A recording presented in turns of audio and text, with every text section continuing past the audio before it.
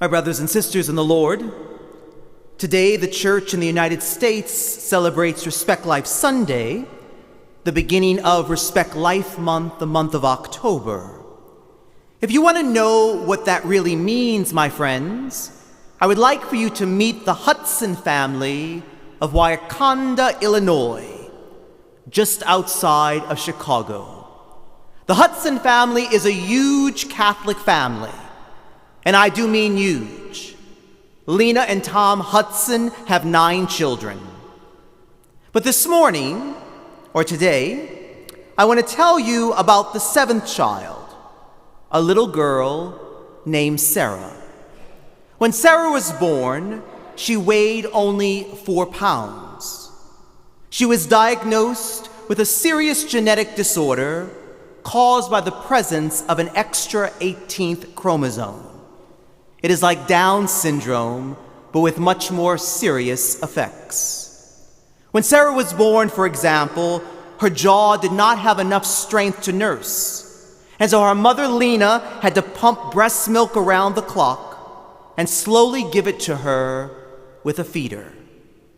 Sarah has developmental abilities of a 4-month-old and probably will never develop beyond the level of a 9-month-old. She can't talk, she can't stand, and she can't sit for a long period of time.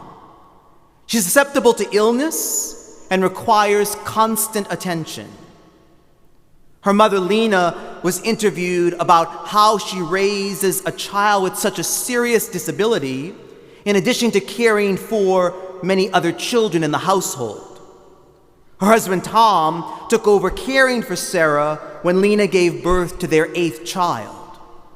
All the children in the household have to pitch in and help out. As Lena said during the interview, they have learned to be selfless, for each day they see someone who needs more care than they do. Yet you see, my friends, there is great joy in that family. Little Sarah loves to laugh, and everyone shares in that. And Lena says that Sarah, and I quote, is their path to heaven. My dear friends, if you want to know what it means to respect life, look no further. To respect life means to give it dignity at every stage, in every circumstance, with all its beauty and challenges, its sacrifices and struggles, all its wonders and complexity.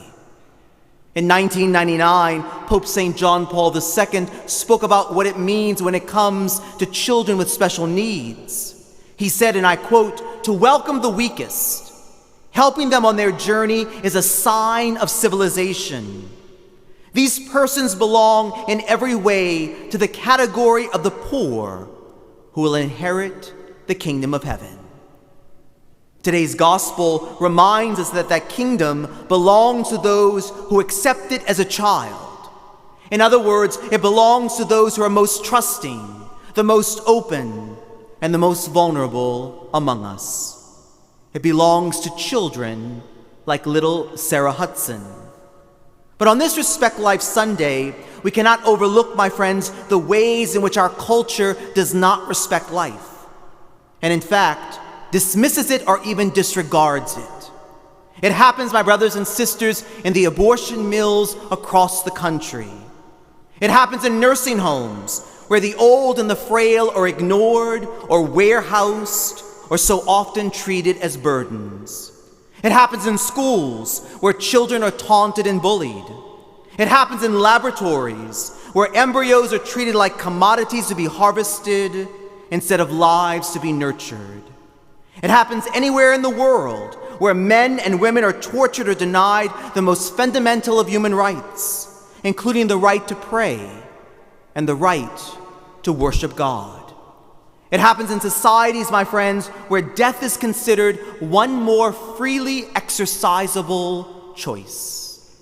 In short, my brothers and sisters, we fail to respect life anytime we treat life as something other than a gift.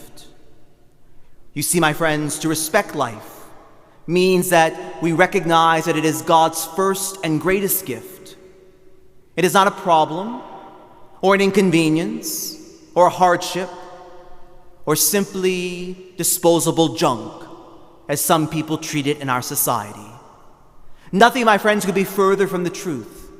We are an Easter people. We are a people of the resurrection. We are a people of life. In 2012, Pope Benedict made a historic visit to Lebanon, and he delivered an apostolic exhortation to the church in the Middle East. In just 100 paragraphs, the Holy Father laid out a vision for that troubled corner of the world. But he speaks, too, to so many of the vital issues in our own time. And that includes the mandate that we affirm this day to respect life. The Holy Father reminds us that it all begins with the ultimate affirmation of life, the incarnation, when God became man. Pope Benedict wrote, and I quote, "It is because of Jesus that Christians are sensitive to the dignity of the human person. God wants life, not death." My brothers and sisters, shouldn't we want what God wants? In the days ahead, let us seek out opportunities to reverence and honor the precious gift of life that we have been given. Listen to those who are ignored. Hug those who are hurting. Remember those who are forgotten. Stand up for those who are victims of hate or violence or disrespect. Pray for those who will be aborted or euthanized. And remember families like Sarah Hudson's, who are living examples of what Pope Benedict said: God wants life, not death. And recall our first reading today from the book of Genesis. When you look into the eyes of another, no matter what their circumstances may be, see what the first man saw when God brought a new life to him. Here is another like me, bone of my bone, flesh of my flesh.